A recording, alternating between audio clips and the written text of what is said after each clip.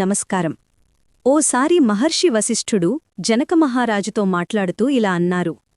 ఓ జనక, కార్తీకమాసం అనేది పాపాలను భస్మం చేసే పవిత్రమాసం. ఈ మాసంలో ఒక్కరోజైనా ఉసిరి చెట్టు కింద సానగ్రామ పూజ చేసి బ్రాహ్మణులను ఆహ్వానించి భోజనం పెట్టినవాడు విష్ణుధామం పొందుతాడు అని చెప్పి ఒక అద్భుతమైన కథను వినిపించడం ప్రారంభించారు. దక్షిణ భారతదేశంలోని ఒక గ్రామంలో తత్వనిష్ఠుడు అనే సత్యసంధుడు బ్రాహ్మణుడు ఉండేవాడు. ఒకరోజు ఆయన తీర్థయాత్రకు బయలుదేరి గోదావరి తీరం చేరాడు. కాని అక్కడ వటవృక్షం కింద ముగ్గురు భయంకరమైన బ్రహ్మరాక్షసులు ఉండేవారు. యాత్రికులను భయపెట్టి భక్షించేవారు. తత్వనిష్ఠుడు భయంతో వణుకుతూ, ఓ నారాయణ, నన్ను రక్షించు తండ్రి అని హృదయపూర్వకంగా ప్రార్థించాడు. అంతే, ఆ నారాయణ నామం విన్న వెంటనే ఆ ముగ్గురు రాక్షసులకు జ్ఞానోదయం కలిగింది.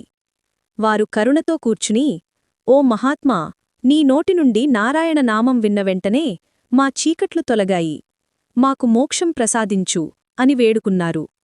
తత్వనిష్ఠుడు ప్రశాంతంగా అడిగాడు, మీరెవరు, ఈ రూపంలో ఎలా పడ్డారు? మొదటి బ్రహ్మరాక్షసుడు అన్నాడు, నేను ద్రావిడ అనే బ్రాహ్మణుడిని. ఇతర విప్రుల ధనం దోచుకుని ఎవరికీ అన్నం పెట్టక దానధర్మాలు చెయ్యక జీవించాను, అందుకే రాక్షసుడనయ్యాను.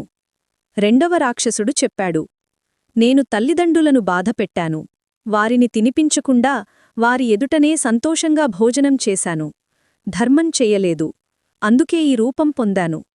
మూడవ రాక్షసుడు వినిపించాడు, నేను విష్ణువు ఆలయంలో అర్చకుడని, కాని పవిత్రత లేకుండా భక్తులు తెచ్చిన నైవేద్యాన్ని నా భార్యకు ఇచ్చేవాడిని. మద్యమాంసాలకు అలవాటు పడ్డాను, అందుకే రాక్షసుడనయ్యాను. ఇది విన్న తత్వనిష్ఠుడు కరుణతో అన్నాడు, ఓ రాక్షసులారా, నాతో రండి, నేను మీకు విమోచనం కలిగిస్తాను. అతడు గోదావరిలో స్నానం చేసి ఆ పుణ్యాన్ని వారికి ధారపోశాడు.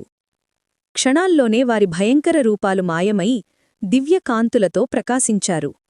ఆ ముగ్గురు రాక్షసులు వైకుంఠమునకు ఎగిరిపోయారు. వశిష్ఠుడు చిరునవ్వుతో జనకుని వైపు చూశాడు.